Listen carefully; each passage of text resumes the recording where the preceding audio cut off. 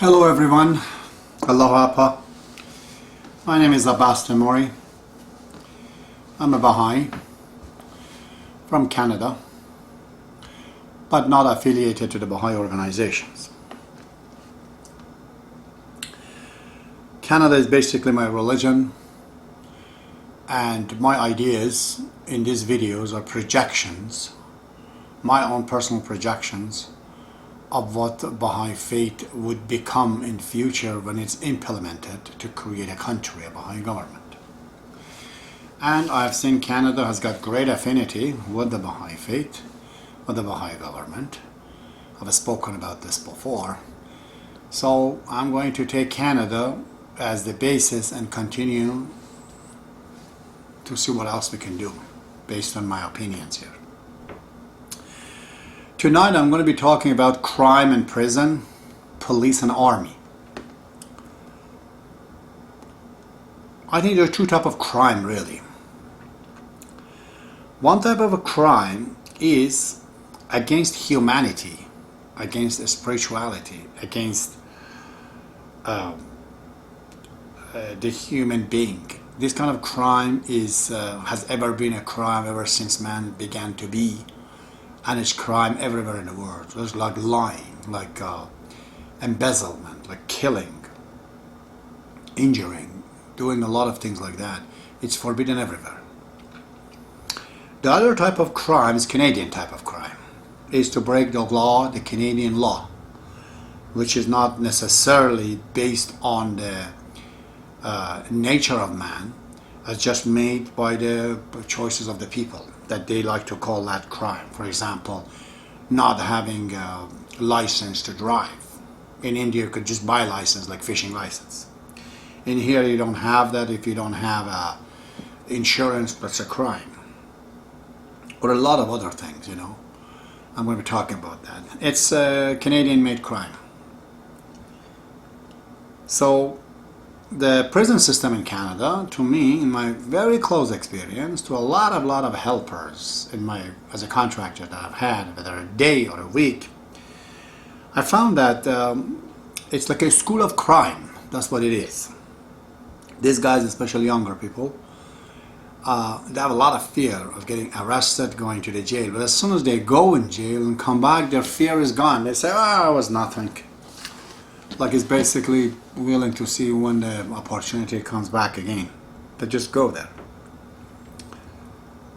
They hate it, of course, but when they come back after sometimes outside is not so good, so they do something else. And they also learn a lot more than they knew before. So a lot of crimes in Canada is really because we broke the Canadian system, Canadian law, you know. Of course, drinking and driving is seriously dangerous, but in a lot of countries, they don't even get them because there's not much of that happening.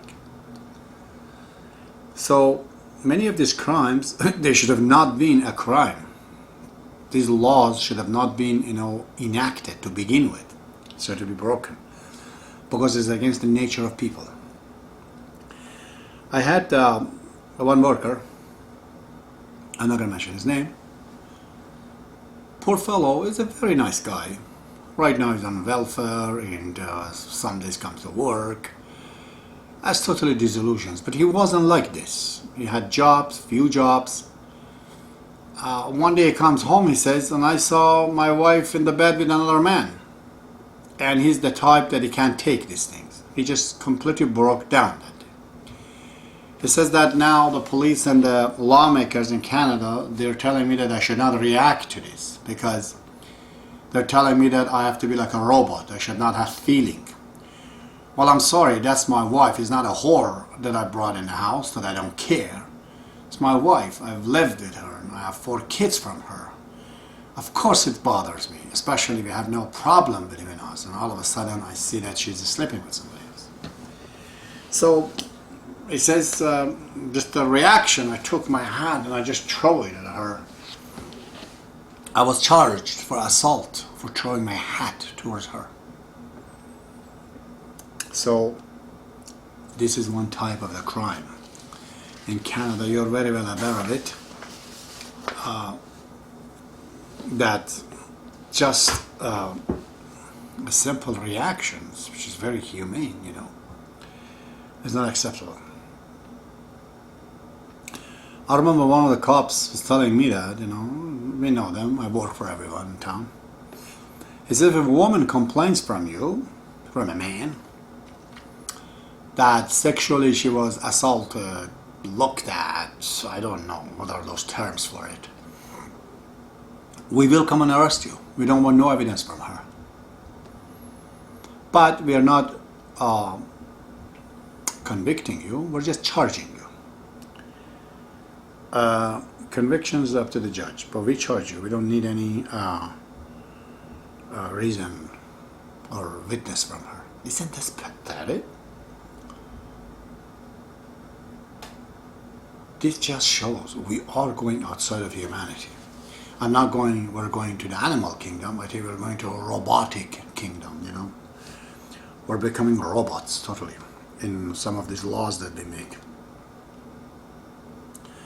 We're talking about privacy. Okay, if there is a right of privacy, why are you letting in my insurance company, who's my enemy, to know about my speeding tickets? It's my private things. Why are you disclosing it to them? Or a lot of things like that. So huge dichotomy, it's there. I told you before, my brother was saying that I'm just amazed by the Canadian. The guy's drinking and driving and they get his license, but then they advertise to drink right on TV. He said, I don't understand this. What exactly is going on? Some people, they find it very, very difficult to understand. So, it seems the whole law system, prison, cops, police, prosecutors, lawyers, jail guards, all of it is to create job. So they want all of these things happens. As I said before, I was looking at the internet. It says 1 in 1,000 Canadian, and I have one account 100 in I don't know, 116,000. 1 in 1,000 Canadians are in jail. That counts for about 300,000, maybe provincial about 400, 500,000. Cost us close to $5 billion a year. Oh my God. About $70,000 each inmate. So, sure, it makes a lot of people to go to work, but it is seriously an overhead that has to be totally get rid of. I know what their crime is, but I don't know what's my crime. That I have to pay $70,000 a year out of my tax money to babysit these guys. And then for the breaking the laws that are not by any book of God since humanity, by any ethics standard, big time controversial even to call them crime. So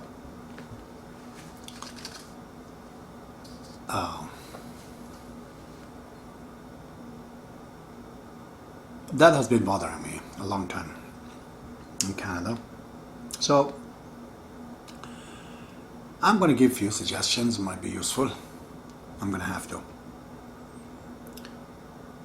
Lots of time I go to drop-in center. I don't know if you know what that is. It's a place where these guys on drug or on cocaine or this or that petty crime guys, they just go in there to eat food, free food, and they're on welfare. I have a few of them actually, the tenant in my house. Some of them are very bad, many of them are very good. And I get workers out of there, whether it is sometimes 1 hour, whether there's a day or two. But I've thought to myself that we're going to have to do something. Even Army, it's a very good Army, I know. It's better even than US Army. Let me talk a little bit about the Army too. We're sending these guys to the mission impossible to create democracy in Afghanistan. How are you going to make democracy in Afghanistan when the entire world is not based on the ethics of the people there? They're Muslim, they're different. They do not like democracy. but you're going there. And for that, basically, you'll have to deal with Taliban. You kill one Taliban, 10 Taliban comes. So it's a war that's not going to be won, because there is lots of fundamentalists, and if they see they're losing harder, more sympathetic, more Taliban comes from anywhere in the world, I don't care. So it's perpetual war, basically. It's never going to get solved. We're sending these guys to this mission and they die. I think sometimes some of them, really, I just imagine if this was my son sending for these missions to die, how angry I would get. You cannot imagine. And what am I doing here? Is this defense of humanity? Is it defense of Canada? What is it? I'm a part of these corporations. I pay tax. I live in this country. I'm totally against it. Because there's no use in this. The problem in Afghanistan is a problem between the man and women. The men, they're convenient. They do not want to give right to women. You need Elsa, the queen of Amazon, to go there and recruit women with a real good gun to go get the right from their men. That's the bottom line. That's the bottom line of the problem. What is this, what we're doing? What peacekeeping is this? The peace cannot be kept. Because the fundamentalists, they keep coming back. If you're out there to enable them, well, you know, you have to know what the root cause of the problem is. You need an army of the women, that they are really pissed off at these men that are treating them like this. They gotta go and cut their nuts for what they're doing to them. What the hell is this the job of a Canadian boy who is not knowing what he's doing, and he wants to go there after adventure, after acculturation, to know people, and he becomes sacrificed for nothing? I'm seriously objecting at that. Seriously. So anyways, nobody's going to listen to me. But it is so hard to really, see these beautiful faces. They come home in a box. I wish it was for a cause. An imaginary cause. Let's not get to that. So, what can we do with this army? I thought, when I was in these dropping centers, that's where I cut the subject.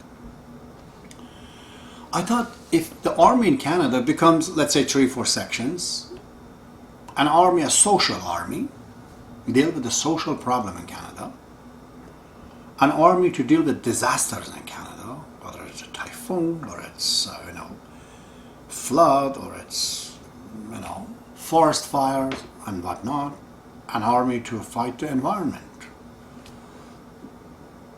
to clean up the environment, to, make Canada beautiful. That makes sense.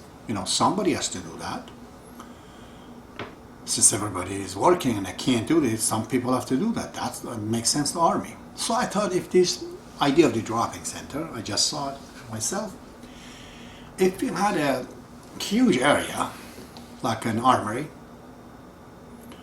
like a square, but 2 story, all the way around there are single apartments, 1 bedroom studio. Those who are in welfare, they have to be residing there. That's the rule. The army taking care of this place. There are salesmen that they go sell jobs in the city, cleaning the streets for the city hall, cleaning the leaves in the houses, cleaning the roof, painting the houses, simple things, okay? That usually contractors are not there to do it. Why these salesmen not selling these things? Very, very modest wages. And this army sergeant or whoever there takes 5 of these guys in the truck, takes them there, end of the day, to fix the city. There is no job, go clean the river, clean the streets, clean the outside of town. Those things are fixed. They're coming inside. They learn how to fix their body, become stronger. Why don't we do that? A social army. Because if you listen to what I said before, we're going to make it illegal not to work in this Canada. Not working is illegal. Everybody has to work. Because there are things always to do. Big country, small population, you know. And then there are armies that, branch of the armies that are just very well equipped. Not like this, what we see. They're so ready. They'll send, my God, 10,000 people to fight the fire and the forest fires and any damn thing that happens. Poaching, crimes against the environments, all over Canada. How about that? Fix the environment, you know.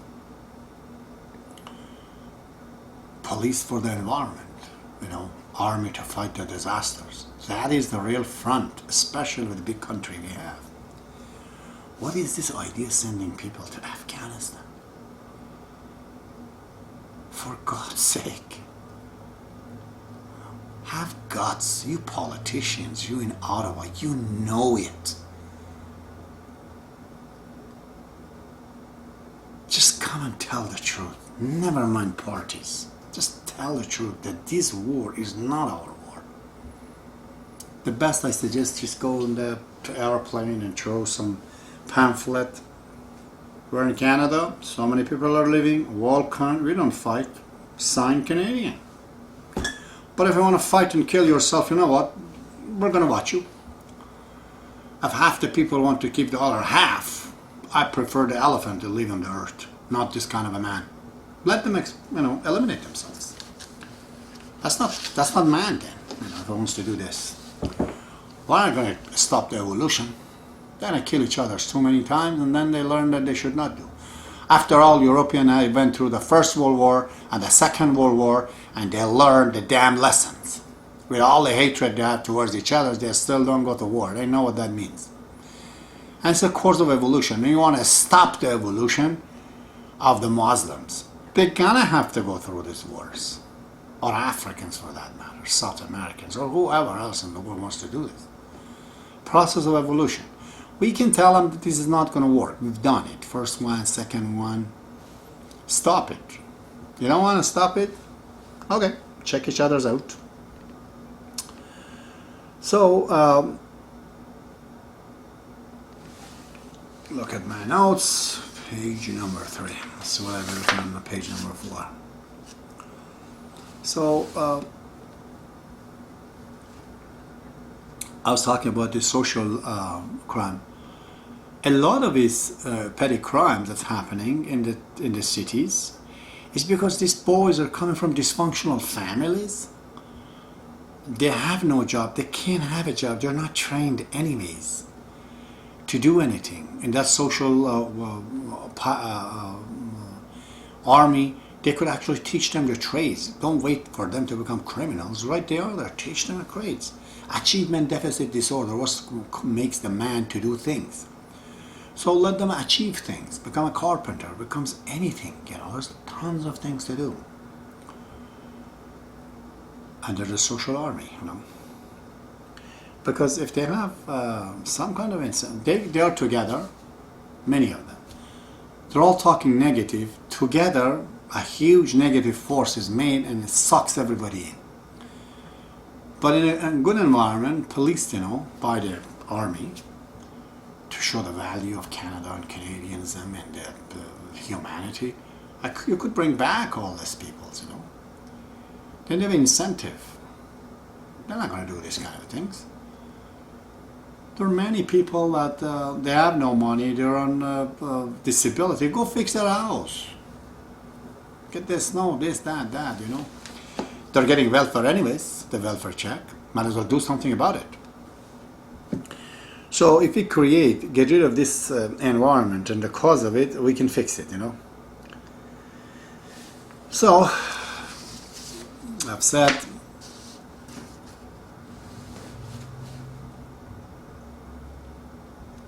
now, what do we do about the prison system?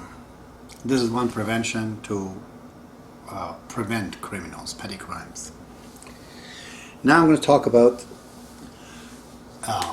prison system. Oh my God! I told you already. We pay about $5 billion, $70,000 each for these so-called criminals, to go there. I'm suggesting that let's create a different citizenship. Normal citizenship, citizenship A, citizen B, and ex-citizens. Who's a citizen A? The person who does crime, but it's not dangerous crime. He embezzled people.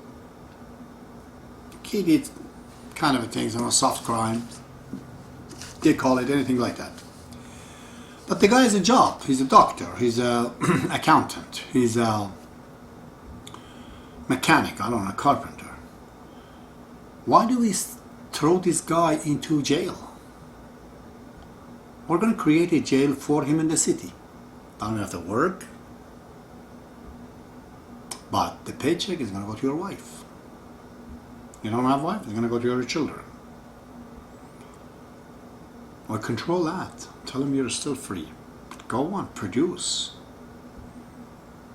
He's a good doctor. He's a good father. He's just not good to other people. He wants to cheat them. Or anything like that. And give them an option. If they don't want this, then we're going to create a city for you guys in Queen Charlotte Island. Oh, everybody said I don't want to hear this. Yeah, okay. Somewhere in Canada. Create a different country. Small one. But controlled by army, not by police.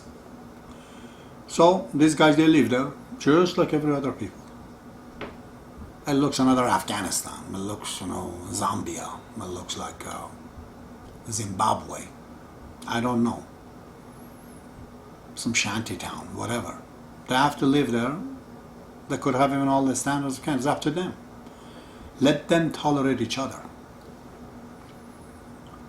This was the idea behind building Australia. I've heard of them, studied well, but they say most of them are criminals. They were shipped to Australia. They went there and they changed. So if these people, they see that they have to live between each other, now a thief has to steal from another thief, he may not be able to do that. They might just have a normal life then. But it's normal Canada.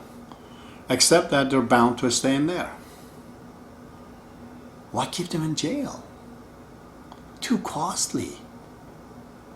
Let them just leave. They're deported from main Canada to there. It's up to them. This is what they've done. They have to stay there, whether 6 months, a year, or whatever. Options as such. And if they're serious criminals, they have killed people, they have raped people, they're violent, they're drug dealers, and they're seriously against the life of the people, threatening the life of the people, then we're going to create another city. This one is fortified probably. These guys are still, they're going to live on that city. It's a total city like any other city in the world. These guys, they have to work and all that jazz. Keep them right there, deported them. Again, till they pass their time. Those kind of a city like that is controlled with tank, army tank in there. They know who they're dealing with. There's just no way that they can do anything. And there are other types of criminals that they do great violent things, but they're also crazy. Then their ex-citizens put them in another environment. But again, they have to work, they have to make their daily living. Nobody can pay you because of what you have done. We are not going to be chastised for your actions. You will be chastised yourself. And you have to pay tax too, just like everybody else. We have a sanitary system, we have a road system, you have to pay tax. But it's just like a normal, system, normal city with a little bit different standards out there. So I think this is what we have to do. We'll talk a few things about the police. Police in Canada. I don't know what to say. All I know is this. Every time a man, any man, is given the opportunity, buy a title or by a uniform, to be above the others. This is not Prime Minister. Prime Minister even can be stopped by the police. Police is a special status. This man with his uniform, if it tells you to stop, you don't stop, he will arrest you. You don't listen, you committed a crime. This is a great big status to give to a person. We have to be very careful. This person cannot come from a dysfunctional family, that he takes all of his problem on the other people.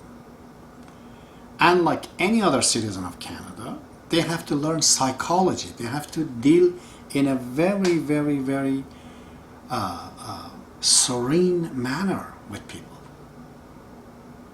I've seen many, many great police people, but I have seen some sons of a bitches that it's illegal probably even to say, I wish I could have slapped their damn faces. They're absolutely total jerks. But then, that's all you need to, doom the rest of the police force, which are just ordinary people. Their entire system is, we're out there to give you tickets for your car and make the insurance company happy. They're all in the service of the industry called insurance companies. That's what the police does. I want on the records of the police of Guelph. What have they done? Every time I've complained from them, somebody stole something from me. They didn't even listen. Because my name is Abbas, But I've seen also good police in Toronto. I really commend those guys in the last 11 years here. Every major crime that happened, serious crime, every time it happened, these police of Toronto solved it. It didn't take a few months before they found it. That's serious policing, eh?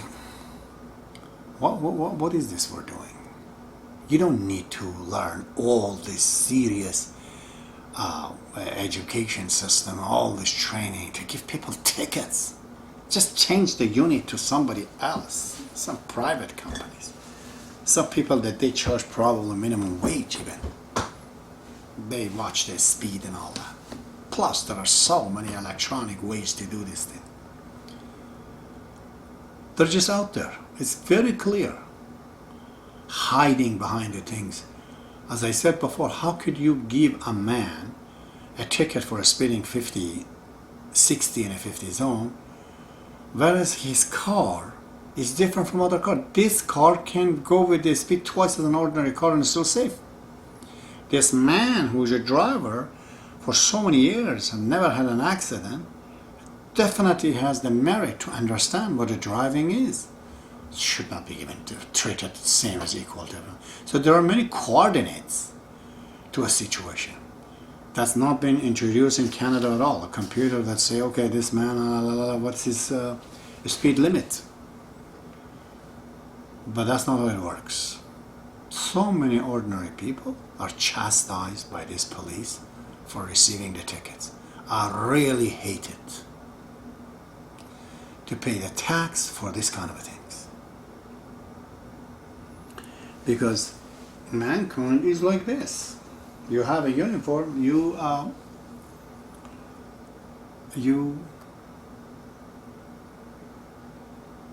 exploit the situation. It happened to me many times. I was in Dryden, Ontario. I don't know, some Gauthier was my landlord. He had schizophrenia or something. I told him I'm leaving, and I went to his house. I was not there to receive any kind of notice. It was my first, time after a few years that I was renting a house. So, police of the Dryden came and took all my books, everything, put it right in the middle of the rain. I had Britannica Encyclopedia, rain was on the top of it. I told them, guys, this looks like Middle East, and they were laughing. When I talked to a lawyer back there, he told me that these guys are totally out of it. They should have not done this at all to you. That has happened quite a few times. Absolutely. Totally. And I was in a situation I couldn't do anything about it. Okay. There was some real good lawyers that they came and helped and put them in their place. So I think I spoke a little bit about the police. about the army and about the prison system and all that.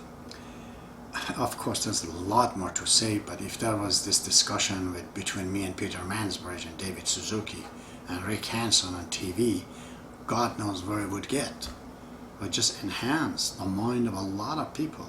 We seriously need to educate ourselves what the future Canada could be. What are the options for a better Canada? What are the options for other way around than the norm that we do? This way we become educated. We have to. We're living in a dynamic country. We can't be lazy and not thinking about it. It's different. You have to have a license to live in Canada. You know, to be the citizen of Canada, you have to have a license of possibility, capability of being able to live, or else you get failed. Like lots of Anglo-Saxons, by the way, they get failed. Immigrants are doing well. All your laws are against yourself, guys. Think about it, okay?